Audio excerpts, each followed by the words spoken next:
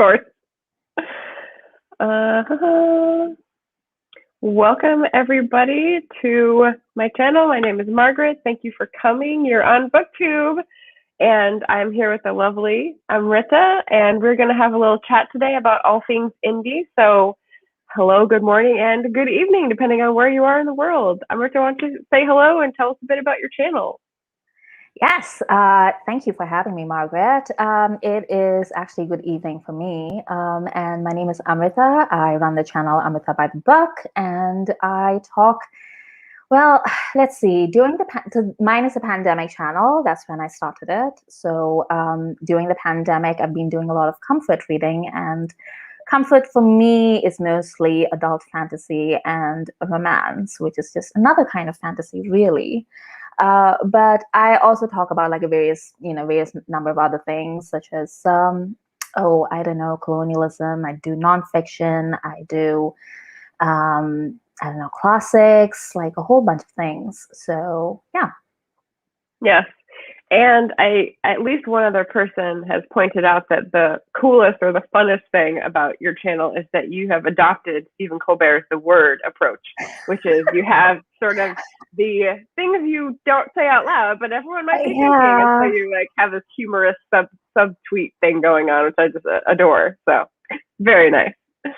That was actually something that just came very organically to me, because while I was editing, I was also thinking about like I always have like a secondary stream going on in my head. So I was just like, well, maybe.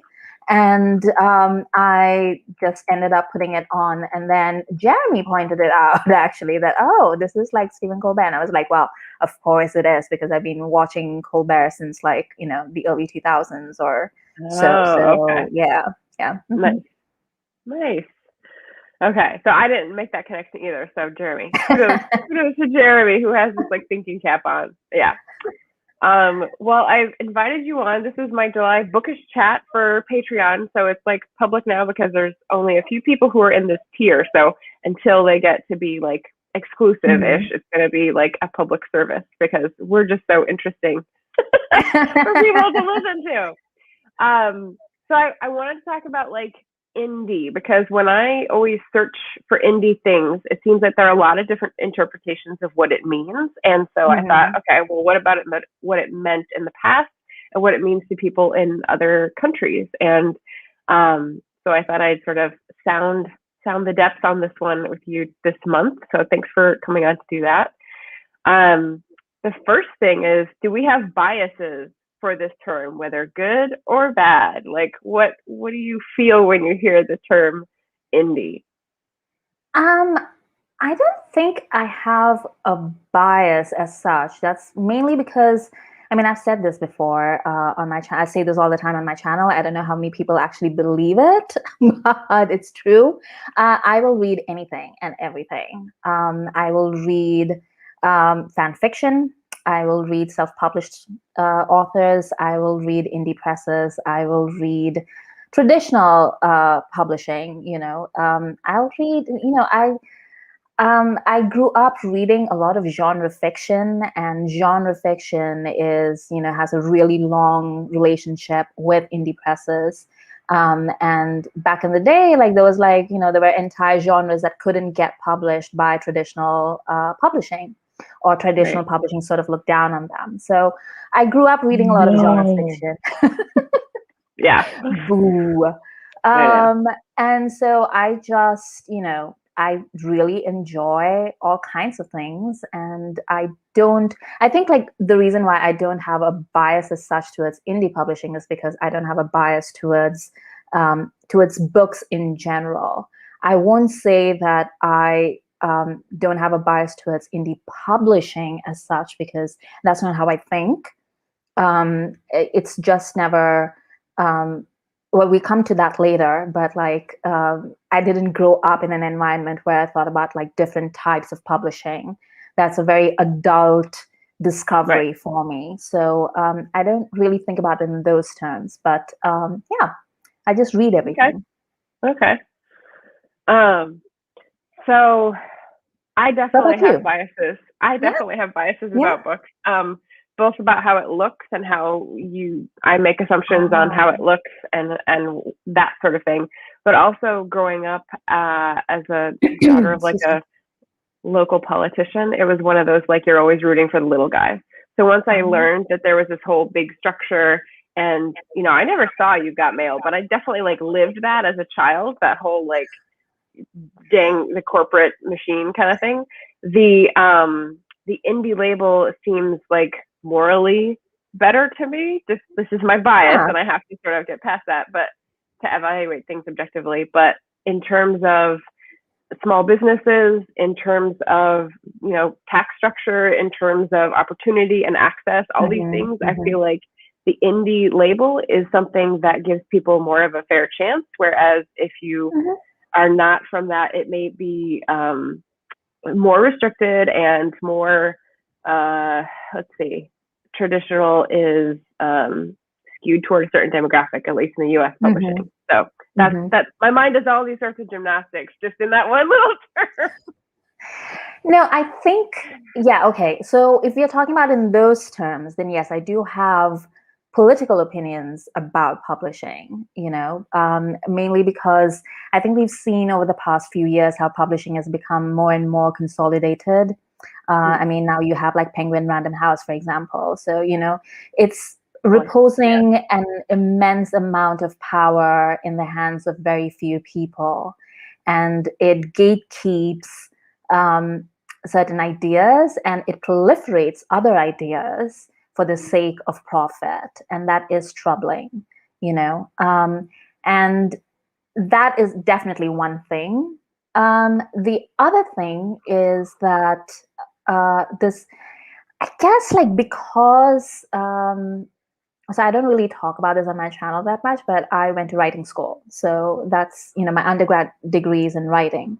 And I think like one of the things that was, so our professors were like, professional writers, were published authors. And one of the things that we were, an idea that we were introduced to very strongly in class by these people was that we really need to keep an eye out for predatory presses. And a lot of them tend to be like indie publishers, like you pay to play, or, you get published, but the payout is like, years in the coming or nothing at all. And you sign away ebook rights. Like this was like 20 years ago. So ebook rights were like a new thing. And I don't know if you remember, but there was like a period in time where if you bought a physical copy of a book, then you automatically got the ebook for free. Like that was the thing, that was a model that, a few publishing houses were trying out at the time. And a lot of authors, I feel like, signed away the ebook rights, and it sold better as ebooks rather than as traditional hardbacks or paperbacks. And I don't think they saw a dime.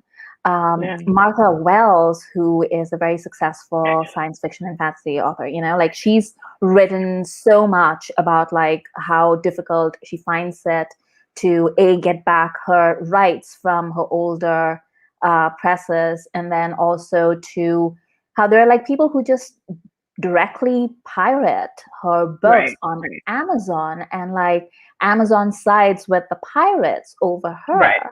So like these are things that I think about. So I don't know if I buy the the dichotomy of indie good, traditional bad, but I definitely know that there are a lot of issues with traditional publishing. And there's a very smutty, gossipy story I know about traditional publishing that I know you can ask me at a different point if you want, but I've definitely heard a lot of like bad stories about traditional publishing too. Right. Bad stories abound everywhere, but yeah, you're right. One of the things I thought of when I thought of the label indie and what biases I have is that we're probably like, so we grew up watching Empire Records. I mean, I think I saw it once. I wasn't like a cult fan, but the whole like indie music record store, vinyl, like Mm-hmm. indie also expands into movies, indie film, and Joe Mm-hmm. Compton of Go Indie Now is like all about the indie film and indie music. And JD Estrada is one of our friends in BookTube that can Yeah. also tell us all about indie music and that sort of scene. So it's like it's a label that expands through so many industries and has like a different tone Yeah. in the different things. Yeah, so that's pretty interesting. Okay, so I have a few visual aids. Like you went to writing school, I like trained as an English teacher, so I've got I've got some visual aids. What is indie not? So when I look it up, you've got other things that pop up, like Oh, this is not what we're no. talking about. No, this is not what we're talking about. No. No, oh my God, please don't like make me listen to that drone. And also, this is not what we're talking about. So I That just makes had me laugh. some other indies. Yes, yes. But sometimes we can come to what something means by looking at what we think of as its opposite or its opposing force. So Mm-hmm. we've already talked about traditional publishing versus indie publishing.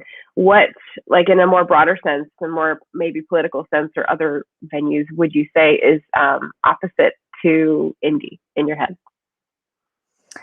Opposite to indie. Well, I think for me, the best of indie publishing, or any kind of like, whether we're talking about indie music or indie films in that way, um, it resonates with something that is edgier, that is more current and more, but not in like like a hipster kind of way, but like more reflective of current uh, life in general, because it takes a little more time, I think, for traditional anything to understand that tastes have changed and then to course correct to that kind of literature, music, whatever, because there's like always a generation gap and there's always like, a bunch of people who are just making exciting new content, whatever it might be.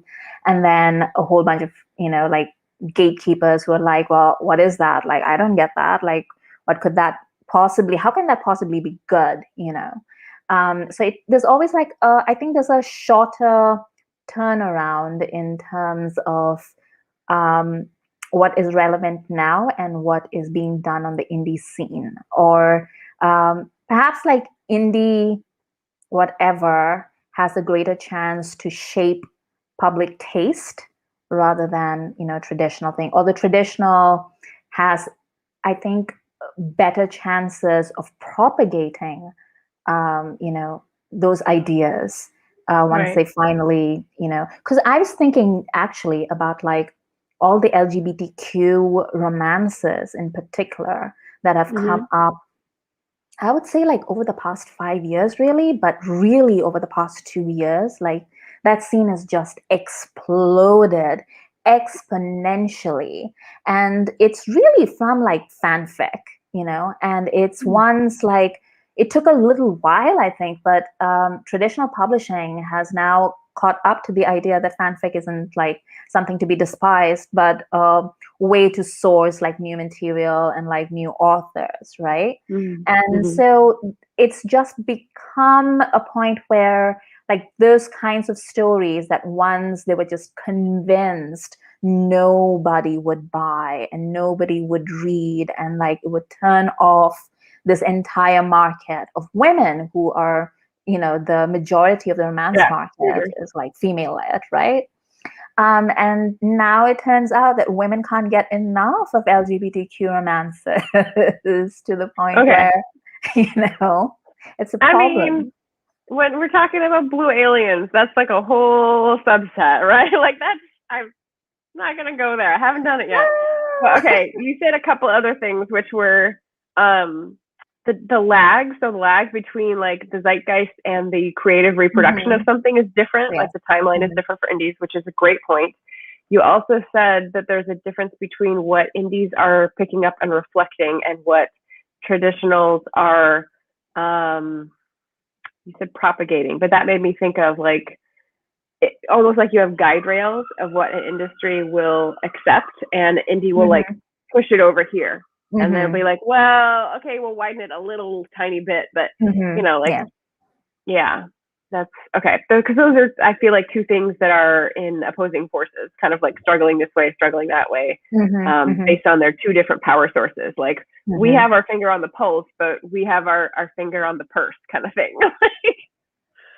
Yeah. What about you? Right. What does indie mean to you? Well, I mean, I already sort of showed my cards at the beginning. It's corporate to me is the opposite. So when I think of indie, yes, in touch, edgier is a good concept. One of the things that came up when I was Googling what is indie is like the aesthetic. So, okay, I almost put a picture of that up, but you know, it was like hipster clothes basically, and it was like how you see people doing cottagecore or dark academia. There was a whole thing for like the indie aesthetic, and I was like, what is this? Like people have Pinterest outfits and stuff, and I was like, no. I feel like indie is about not caring and not planning and just like liking something and reproducing it. But maybe that's like a bit of naivete in my like, I wish something would just be pure instead of, no? No, I think that you're onto something. Excuse me. Because 2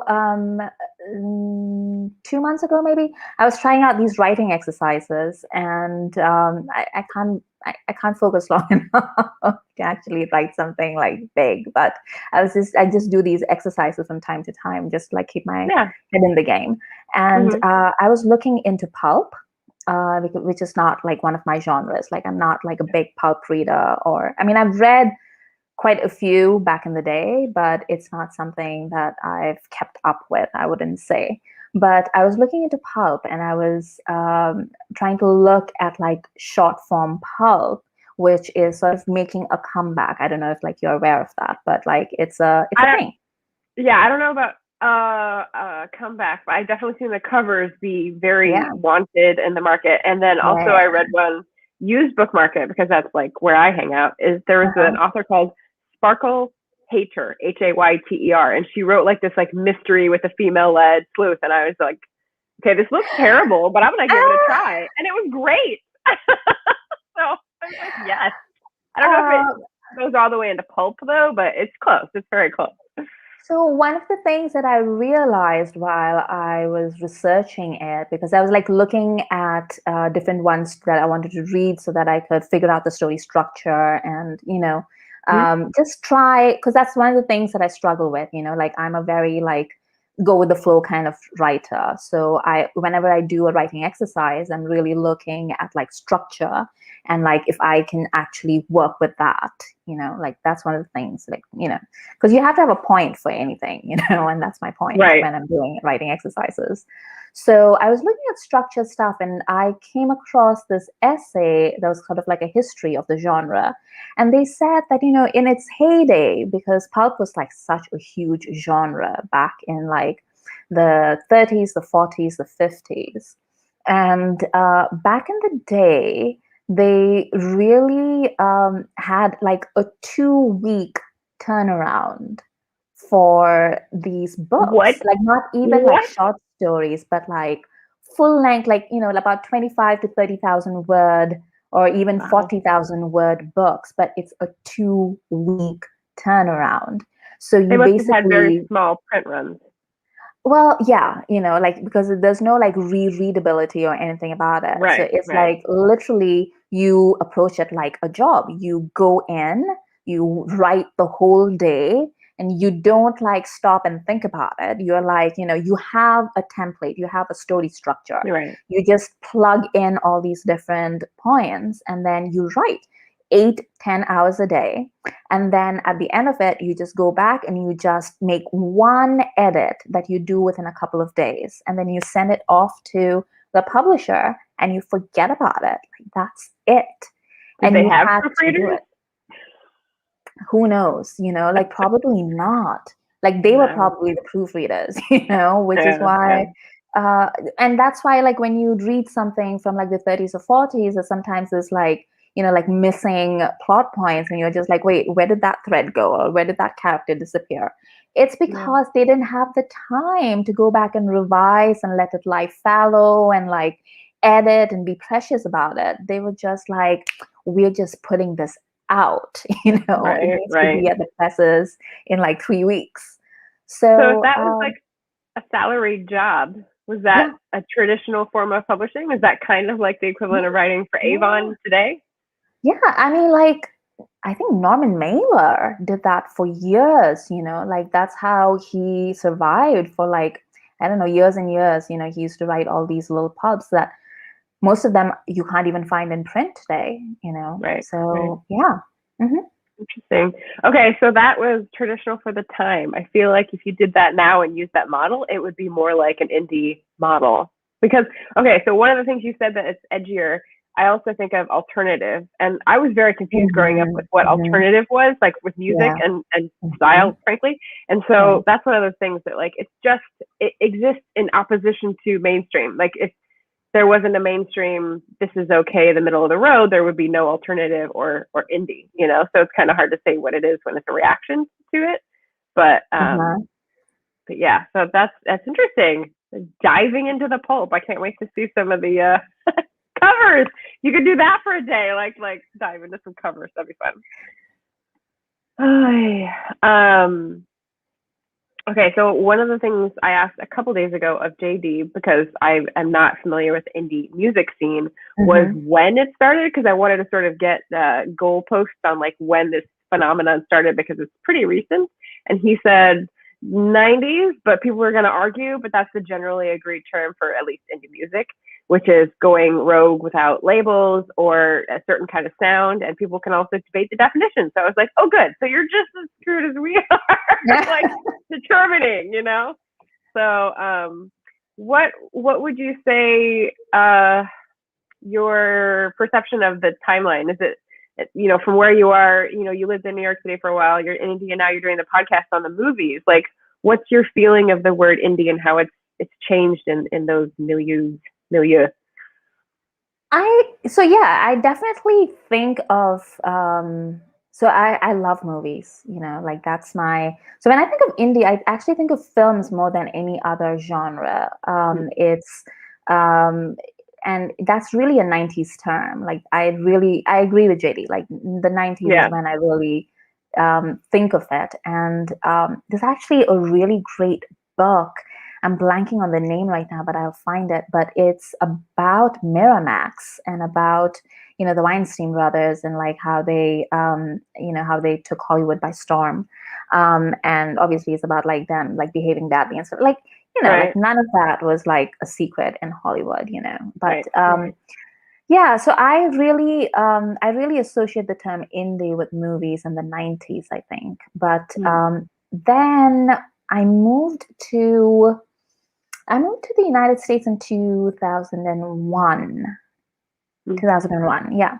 And 2001, I got there in August, and then in September, the towers came down, and I was like, all right. In August, my cousin was like, I was taking the flight out of New York, and my cousin was just like, oh, you just roll up to the curbside and they'll take your bags from here. You can just like walk through. It's fine. And then like 1 month later, everybody was like, I remember that. Yeah. You got to take off your shoes if you want to even enter. It was a wild time, but so I think once I got to New York is like when I really understood how, like, like the way that, my big discovery once I reached the United States was actually zines. Oh, so indie. Yes. Yeah. Like my one of my friends in school and I, like we had this zine. I think I still have a copy somewhere. But we, we published it ourselves and everything. And she knew all about it, because she's American. And I was just like, wait, you just like, just do like zines? Slap it together? Like, amazing, Yeah. And she was like, yeah, you just like publish all of it and you put it all together. And I learned so much just doing that. Like, I think that's where I really got a taste for just trying things and learning on the job, as it were, which is like very different, So I learned how to like, do layout, like print layout. I learned how to like, how to staple things together. Like that didn't look like, I was actually like stapling things together. Like, yeah. Did you ever sew? Like, Yeah, sew we your had, own? we had like a bind. Yeah, we had like a binding thing, like, That's so cool. Yeah. it was really fun, and then like sneaking your copies in at like cafes and Yeah. Yeah. like things like that. Like it was That's just cool. like a guerrilla operation. You're just like, oh, like Totally. just put it over there, and like maybe somebody Yeah. will read it. But it was Cool. so much fun, and I think like that's when I started thinking really strongly about like, oh, like it doesn't really have to be traditional publishing, and it can be like fun and can be like it doesn't need to be uh so one of the things that they would tell you in writing school all the time is like you can't become a writer just thinking about money, because for the vast majority of people who enter the profession, it's either never going to be a steady income, or else it's never going to be like Enough. it's never going to be like enough for you to have like the 1950s Oh a house yeah. in the suburbs, like that's never going to Yeah. happen. And Right. everybody thinks that they're going to become the next, I nearly mentioned Voldemort, but nobody's going to become like James Patterson all the time, or Andy Weir. Robert. Yeah. Andy There you Weir. Have you? go, Andy Weir. Yeah. Yeah, I was having a So real hard time looking up names to find the ones who made it. But yeah, go ahead. I have a list. so those are the exceptions, and the exceptions are obviously like incredibly well-to-do. But I think like doing that for myself, it just making that zine and just seeing my work published, even if it's just for my friends and my family, like and understanding the value of that. I think that sort of flipped a switch in my brain, and I'm very glad to have had that happen. Yeah, that's cool. Do you have a shout out? Was it your friend who was teaching you how to do this, or was there a place that like taught people? Because in Portland, there's a IPRC, the Internet Independent Publishers Resource Center, and it's basically like all these people making zines, like a few machines to bind things and you press things and letterpress or whatever, and all these sort of community classes that are always going on, and things to host spaces to host things in. I mean, and it's got this really lively sense of grassroots involvement and just sort of like grunge, and whoever wants to make something, come make something. It's really, really cool. No, this was just Sarah Beth and me, because our school was in the East Village in Manhattan. So it was just like a little too, but it was already gentrified by then. So I think like they probably got priced out, maybe in the 70s or something that probably happened. But like, no, there's probably places like that in Brooklyn or Queens right now, like real artistic places that are like welcoming. But downtown Manhattan, I doubt it, at least in my experience. Yeah. All right. So when I said I was looking for names, I was looking for indie artists who had gone hybrid, and that didn't yield very much. And then I thought, well, I was just at a writing conference where a bunch of people spoke, and we had the Historical Novel Society did a really great job of doing like parallel tracks of saying, this is how traditional does it, this is how indie does it, because they have so many constituents who are indies now. So they're like, oh, I guess we have to evolve, which is great. And we had Libby Hawker, who is in like 3 different genres and self-publishes and is also traditionally published. So she's hybrid. We also had Sarah Woodbury, who does like medieval Welsh fantasy history, historical fantasy. And Sarah Woodbury was talking about making $1 million a year. And I was just like, Like, wait, where are we? Am I in the right room? Like, it's fascinating. Some people do make it, like, and Yeah. I think there's Mm-hmm. like a time window, but I don't know. Mm-hmm. I don't know. I think if you are the kind of writer who can figure out how to write to a consistent audience, because I've Right, noticed that, I've noticed that with not just indie authors, but also with traditional authors, people like, the guy that writes the Jack Reacher novels, or like Nora Roberts, for example. And I'm not right, saying they're bad writers, they're obviously really good writers and who figured out a formula. But you right. can see, like, if you're the kind of, like, killjoy, such as myself, that can, like, sit there and be like, oh, I see the patterns and the structure, like I can see the Yeah, bones come out of the yeah, flesh of the story. That sounds really horrible and gross. I'm sorry, but you know what I mean.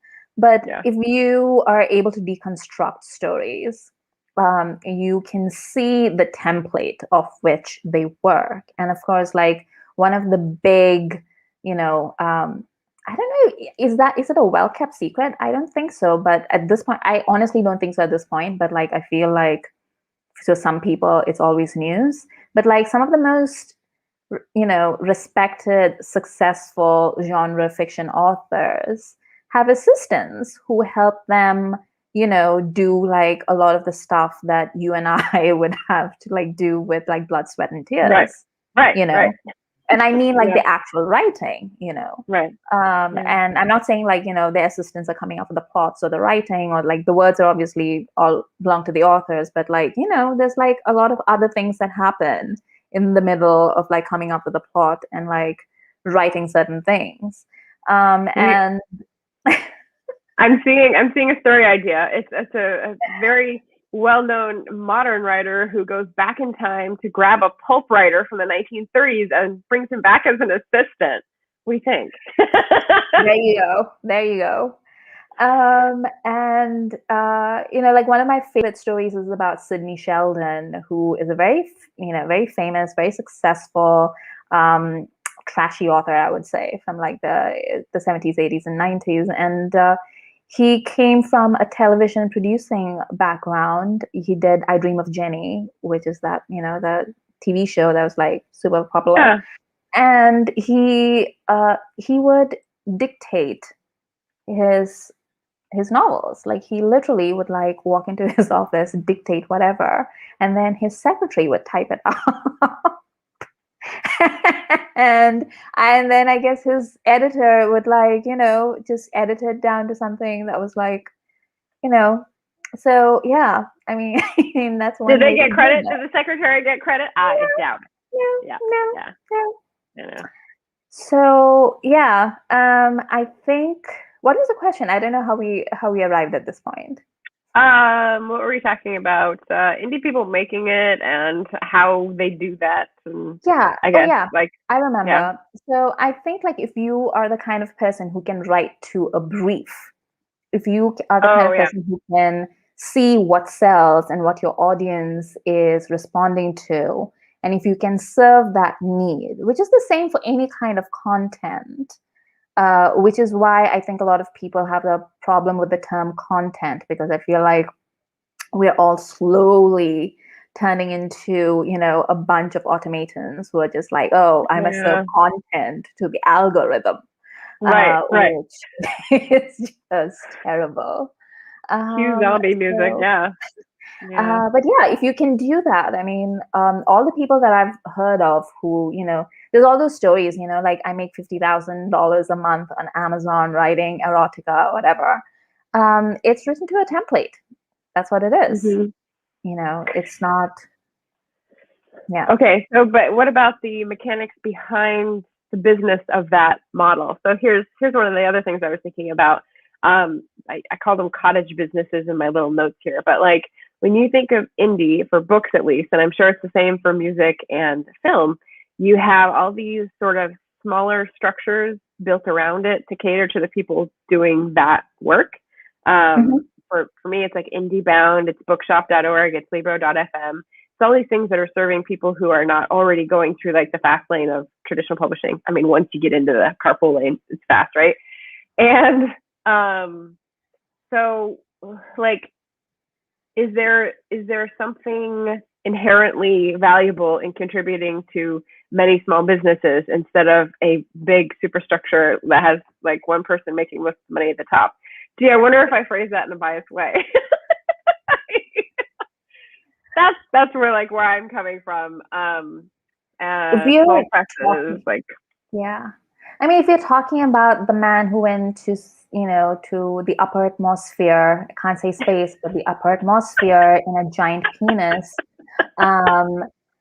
yeah, like I don't want him to make more money. Like it's obscene and it's disgusting and it's vile, but I don't know.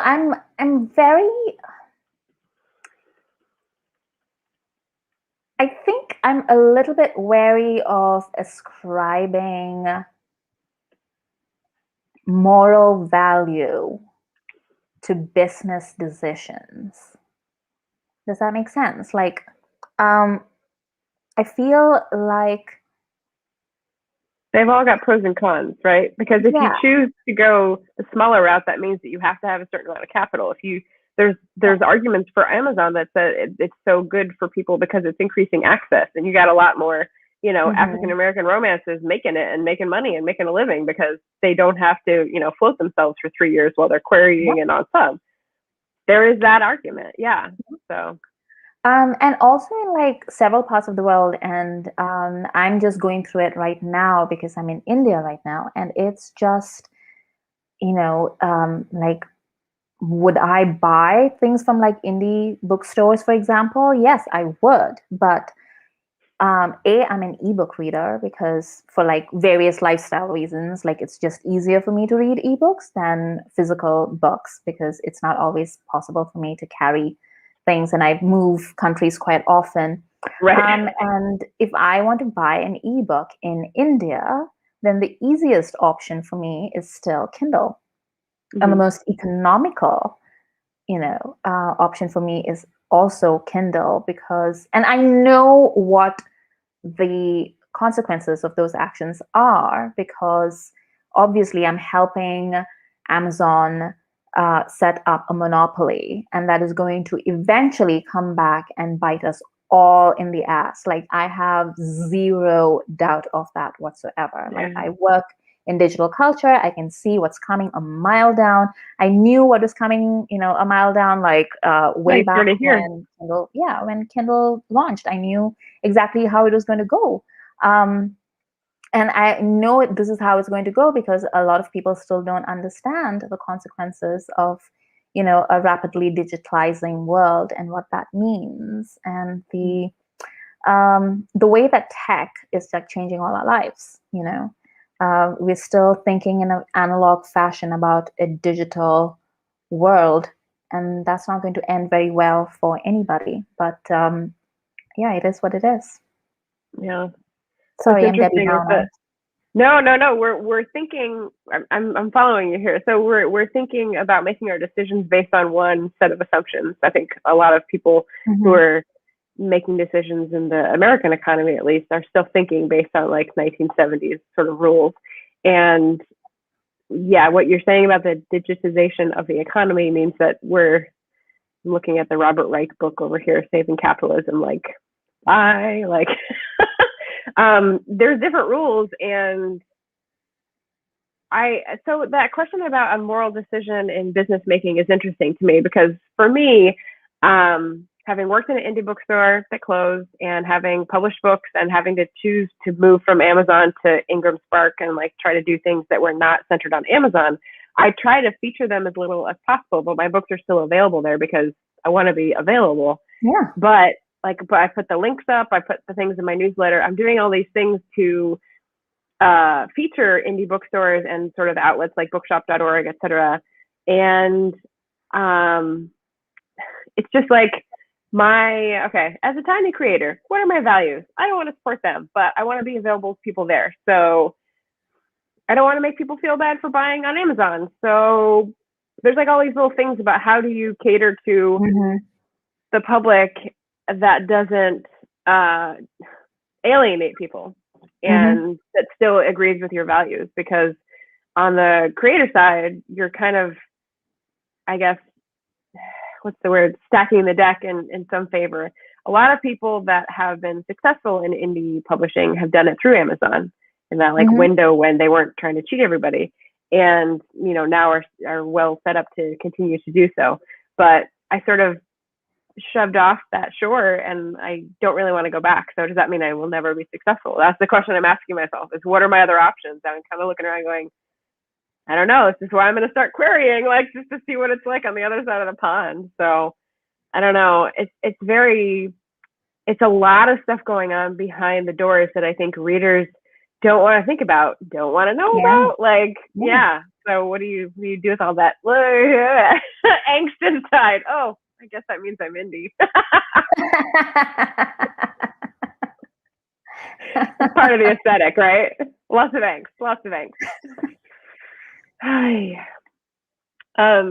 One question I had that was kind of more writ large again is the 180 I think we've done from indie as the concept, going from necessity, you do everything yourself, you're self-sufficient, to being a privilege. And this is like a big pandemic theme, like when everyone's making sourdough bread. Like 60 years ago, everyone was making their own bread, before we had all this like machine-made superstores and everything. And now it's come back to like the people who have time and privilege to do so. So how do we sort of fit that into moral decision-making or moral like landscape today and moving forward? What kind of thoughts does that give you? Is indie publishing a privilege? Yeah. Talk it out with me. We'll make this our like last couple of questions.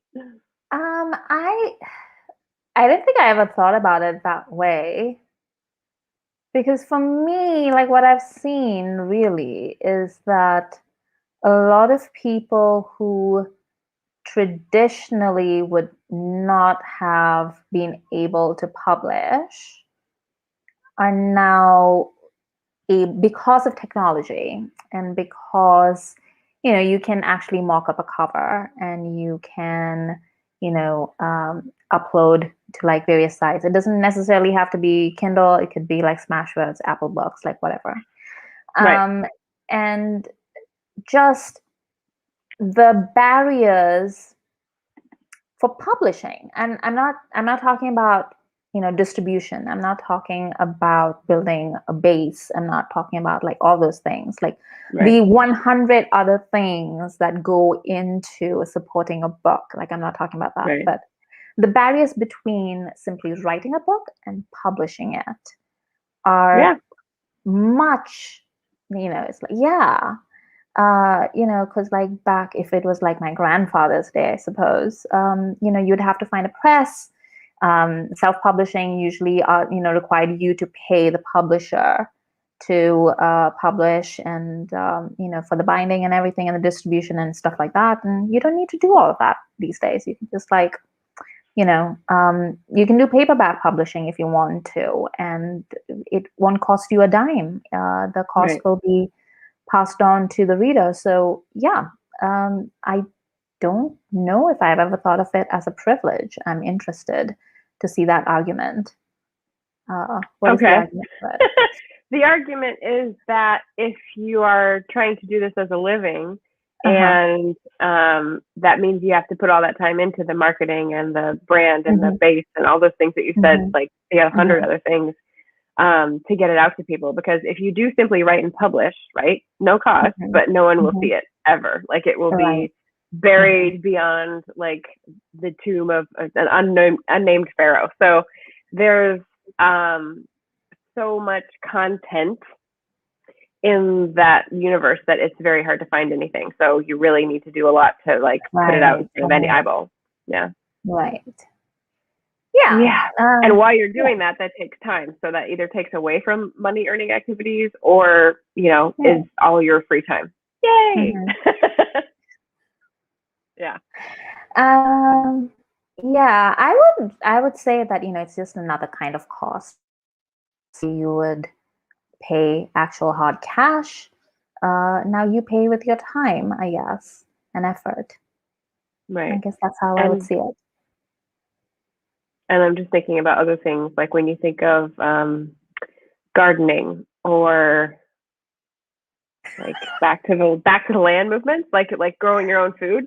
Like again, something that people used to have to do to live, but now because we've all been shunted into this like earn money, pay money for all these things, and then work to earn this cycle. Like we don't have the Yeah. opportunity to be self-sufficient, to sort of step out. That takes a lot, I think, of capital, because you have to own the land and you have to have the time to work it. That's Hmm. the other thing I'm Well, thinking about. I feel, like I said, like I do a lot of research into like digital culture and stuff. And hey, and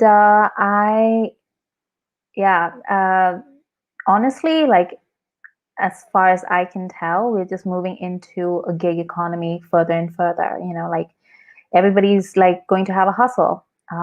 Everybody, is the way corporations are moving and the way that culture is moving. And it's actually one of the things that like really interferes with my experience of YouTube, for example, because every time I do something and people like it, it's never like, oh, I like your video. And I don't mean about like, my usual crowd of like my community here in BookTube, but like usually like when somebody's like, they've just seen something that I've done with my channel and they're like, oh, like I really enjoy your channel. I really enjoy your book videos, whatever. And then they're just like, well, why don't you launch, like something side by side, like do merch, do a Patreon, like monetize it somehow, get a Right, sponsorship. And if I wanted to, I would do it. right, right. But the fact that I haven't done it should tell you something about Yeah, me and what I'm trying to do here in BookTube.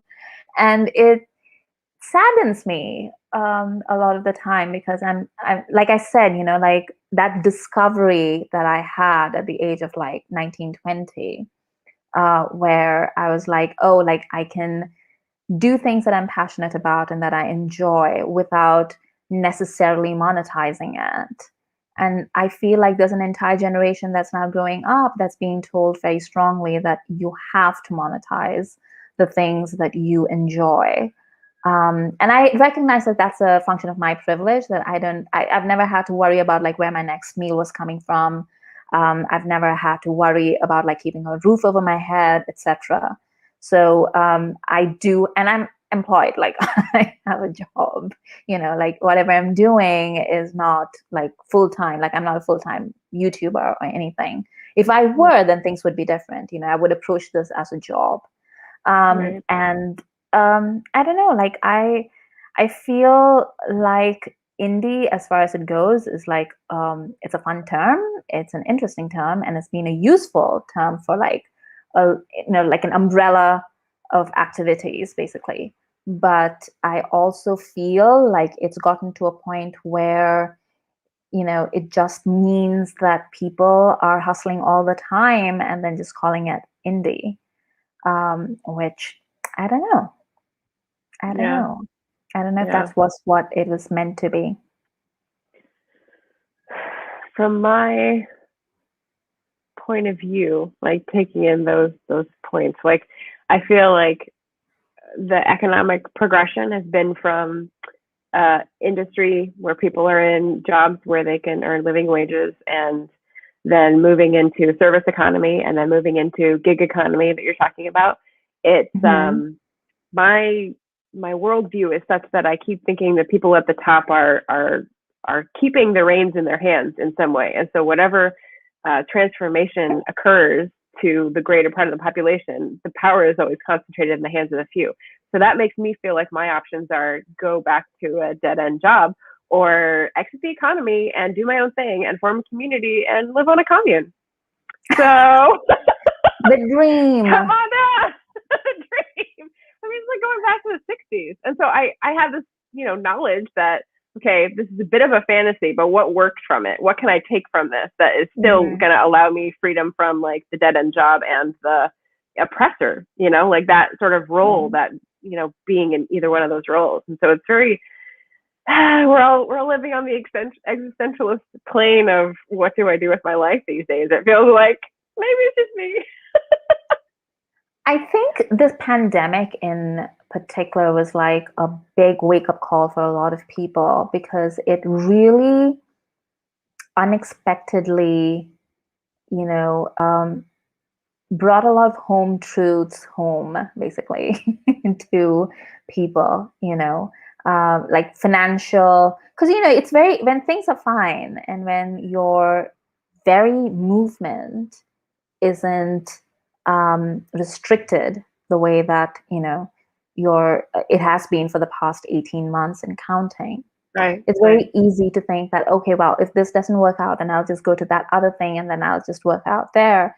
But when your entire world has collapsed into, like, you know, your house, if you're lucky enough to have one, and suddenly you just realize that, you know, everything that you have is just so, for like so many people, I'm not saying it's true for everybody, but I feel like for a lot of us who hustle, it really, or would like to hustle, let's say, um, um, it really brought it home, like, you know, just how precarious things can get, and just how different our lives are going to be from that of our parents, and that we are never going to have, like, you know, the things that they took for granted, you know. Totally. Yeah. And I'm just interested to know how, like, people will react to that, whether, you know, it could, because people have like very short memories, really, for unpleasant things, you know. It's how humanity survives, really. So True. Yeah. maybe like 5 years from now, we'll all be exactly where we were in January of 2019. Who knows? But Who knows? maybe we'll learn something. I don't know. Who knows? Yeah. Is this JD? Is this your suggestion for the new business ventures for farms and vineyards? I think it'd probably be farms and like barnyards because, you know, horses and cows, make them do the work. I'm not that big into wine, so yeah. Well, we'll see.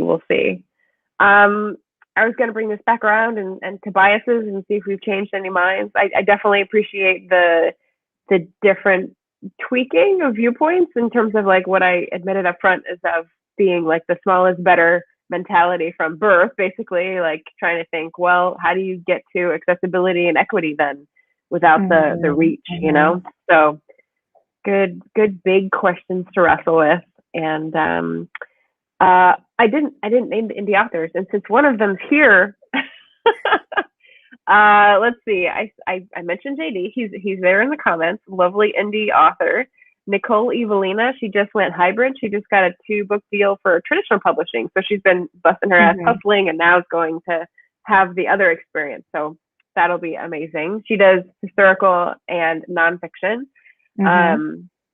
Sarah Woodbury, I mentioned. Libby Hawker, I mentioned. Edie Kay is one of the people in Paper Lantern Writers, and she's the one who writes about women pugilists from the Regency that I keep, like, you know, putting in here or there, being like, this sounds awesome. So Edie Kay, you know, stuff that traditional probably wouldn't pick up, like little pockets of history that you want to learn about. So that's my flavor. But, you know, there's also science fiction, fantasy, and romance that are blowing it up in the indie sphere. So for sure. Did you have any names that you know are indie published? You said earlier that like the publishing thing isn't really how you organize them, but so I actually was like looking up, like there's been actually a ton of indie authors who've now gone like traditional, really. And they're, you know, they're genre writers, you know, like KJ Charles, for example. But KJ Charles, you know, she used to work for Harlequin back in the day. She was an editor. And but it's interesting that even with that, you know, when she first started writing, and she writes fantasy and she writes LGBTQ romance and historical romance, and she's fabulous. And I highly recommend KJ Charles to anybody who wants to try any of those genres out. But you know, like I think she's having like a trade back come out next year or something, I believe. Okay. Nice. But you know, like these are like people who, or like, I believe, I don't quote me on this, but I believe like TJ Klune also, his House on the Cerulean Sea was like a huge hit on Bookstagram and BookTube last year. And he has another one coming out this year. And he, like, everybody knows his work, but if you go on like Amazon Kindle, I think he was like Kindle published author. He used to do like gay romances back in the day. And I believe like he used to do that. I've definitely seen his work. Like, I think the first I read of him was actually a Kindle Unlimited book that he had on there. So yeah. So yeah, there's like a bunch, but you're right. Like, I don't particularly, like, there'll be like people that I'll read for years, and then I'll be like, oh, they've been like, why haven't more people read them? And it'll be like, oh, it's because they're indie, and like, people never came across them. So yeah. Yeah. I pulled up some links for indie fantasy, indie romance. Andy Weir is one that I brought up. Lisa Genova is originally indie. Amanda Hocking is like a big success story. Apparently her novels are called The Princess Diaries meets Twilight. So I'm like, well, she knew her market. Okay. And then there's all the fan fiction writers. I feel like they, they really, the most successful fan fiction writers, they all count, I feel, because they're literally writing on AO3 or, fanfic.net. And now they've got like giant publishing, contracts because they're so successful. Yeah. There's one, Electric Literature is one of the sites that I like when they come up in my Google results. And this one came up, one of the highest selling English fiction authors in India, The Rosabal Line by Ashwin Sankey. I don't know if you've heard of that one, but I was like, hey, got on the top 10 list in English language. That's pretty amazing. So there's Andalib Wajid is an Indian author who does like romances, and she does, I think she started out writing horror, and Indian publishing is a whole other, I don't know how much I can swear on this channel, but it's a whole other clusterfuck. So especially like traditional publishing, because I have a lot of friends who work in traditional publishing in India, and so many things that I can say. So much tea you could spill. Did I spell that right? No, but here. I heard it, but okay, I'll pop that in there. That's a good guess. In the record. That was a good guess. Andalib Wajid. Okay, I heard it wrong. I'm gonna noodle on JD's question about how global can indies be, and then I'll start putting up the links in the chat afterwards for people to go find stuff. But being mindful of the time, I was gonna say thank you so much. Thanks to everyone who stopped by to say hello. And thank you, Amrita. Yeah. Thank you so much for inviting me, Margaret. I was beginning to feel a bit left out. I was like, how come Margaret doesn't want to talk to me? It's just like talking to everybody. But like, you had all the cool panels, and I thought I had to wait to be asked. So, this is like my bias of like not being included and like wanting to be in on everyone else's fun. And so I finally screwed up my courage and said, I'm going to ask her. I just had to get a good topic. And so I'm so glad. This is a good one. So thanks so much for coming on the panel. Thank you. Yeah. I hope you'll come on to my channel sometime. I don't know like what my schedule is going to look like for obvious reasons, but like, I would love to have you on sometime. I would love to. Yeah. I'd love to brainstorm, whether it's food or politics or, whatever other fun board gamey type thing. I'm all in. Okay. Thanks for everybody. Have a great rest of your weekend. Thank you.